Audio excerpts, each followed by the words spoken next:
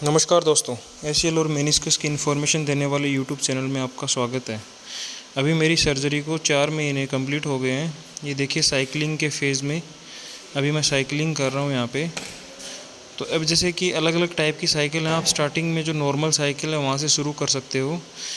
फिर उसके बाद आप जो हेवी साइकिल है उसमें आप कर सकते हो और वज़न को कम ज़्यादा मतलब उसमें एक लोड का जो इंडिकेटर होता है उसको कम और ज़्यादा कर सकते हो।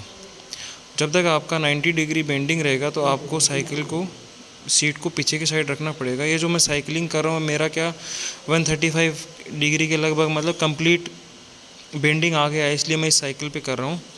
तो बाकी आप नॉर्मल टाइम पे आपको जो मैंने स्टार्टिंग में दिखाई थी साइकिल उसके ऊपर भी कर सकते हो। स्टार्टिंग में आप साइकिलिंग कर रहे हो तो कम से कम 30 सेकेंड 40 सेकेंड या फिर 1 मिनट तक आपको नॉर्मल स्पीड पे साइकिलिंग करनी है। उसके बाद धीरे धीरे साइकिलिंग की स्पीड को बढ़ाना चाहिए।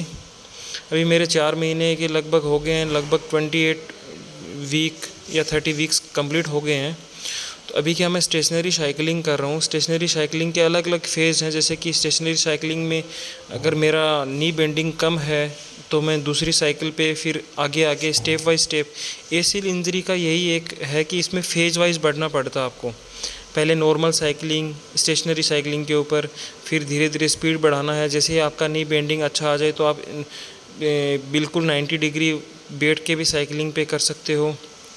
ऐसे फिर धीरे धीरे लोड बढ़ा के साइकिलिंग की स्पीड बढ़ा के आप अपने नी को इम्प्रूव कर सकते हो। जैसे साइकिलिंग लगभग कितनी देर करनी है, बंदों के क्वेश्चन रहते हैं कि साइकिलिंग सर कितनी देर करना चाहिए। साइकिलिंग आपको 15 से 20 मिनट साइकिलिंग करना चाहिए एक बारी में, जिससे कि आपके नी में स्वेलिंग ना आए बाद में। और अगर आपको दिन में 2 बार 3 बार भी आप साइकिलिंग कर सकते हो। अगर इसके दौरान स्वेलिंग आती है तो आपको घबराना नहीं है। स्वेलिंग रहती है, किसी आदमी को 2 महीने, किसी आदमी को 4 महीने तक भी स्वेलिंग रहती है। तो इसमें क्या है, आपने बिल्कुल भी घबराने की ज़रूरत नहीं है। अगर स्वेलिंग आती है तो कंप्रेस करके किसी भी आइस को आप बांध सकते हो अपने नी के ऊपर। अगर आप आइसिंग कर लोगे, आइस बांध लोगे तो आपका नी वापस स्वेलिंग आपके नी की कम हो जाएगी। अभी ये स्टेशनरी साइकिलिंग हम क्यों कर रहे हैं? स्टेशनरी साइकिलिंग हम करेंगे लगभग 4 वीक या 6 वीक के लगभग, उसके बाद ही हमको नॉर्मल जो रोड पे हमको साइकिल चलानी है, नॉर्मल साइकिल जो होती है वो उसके बाद ही चलानी है। स्टेशनरी साइकिलिंग करेंगे तो मसल में स्ट्रेंथ आ जाएगी, आपके हैमस्ट्रिंग मसल वगैरह स्ट्रॉन्ग हो जाएंगे और आप साइकिलिंग कर सकते हो। जैसे मेरा साइकिलिंग अभी कंप्लीट हो गया, अभी नेक्स्ट फेज है जैसे जिम का है, स्ट्रेंथनिंग एक्सरसाइज चल रही है अभी, मसल स्ट्रेंथनिंग।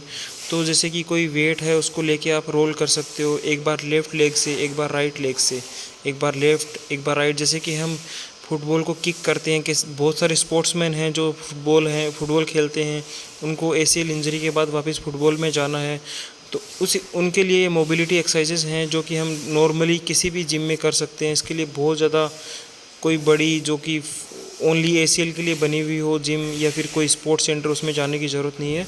एक बार लेफ़्ट से, एक बार राइट से धीरे धीरे प्रेस करना है, किक नहीं करना है, उसको धीरे धीरे प्रेस करना।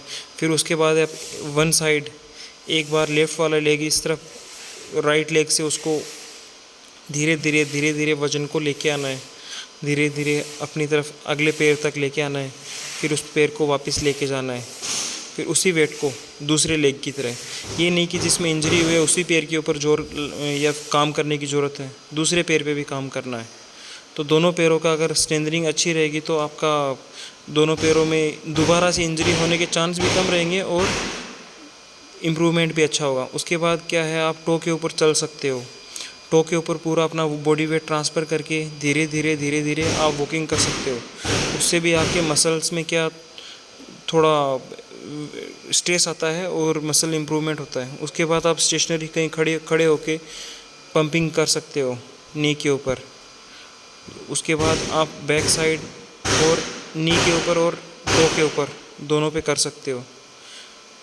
ये क्या स्टार्टिंग में ये एक्सरसाइज करने में आपको इम्बैलेंस होगा, लेकिन फिर आप धीरे धीरे इस एक्सरसाइज में परफेक्ट हो जाओगे और ये एक्सरसाइज आपके मसल्स को खोलने में और नी की स्ट्रेंथिंग बनाने में बहुत अच्छी है। उसके बाद आप बैक साइड में अपने नी पैर को फोल्ड कर सकते हो 2 बार, 10 बार, 15 बार, 10-10 की 3 सेट बनाइए। मेरा देखो नी, मेरे इसी लेग की इंजरी हुई थी, उसकी सर्जरी करवाई मैंने।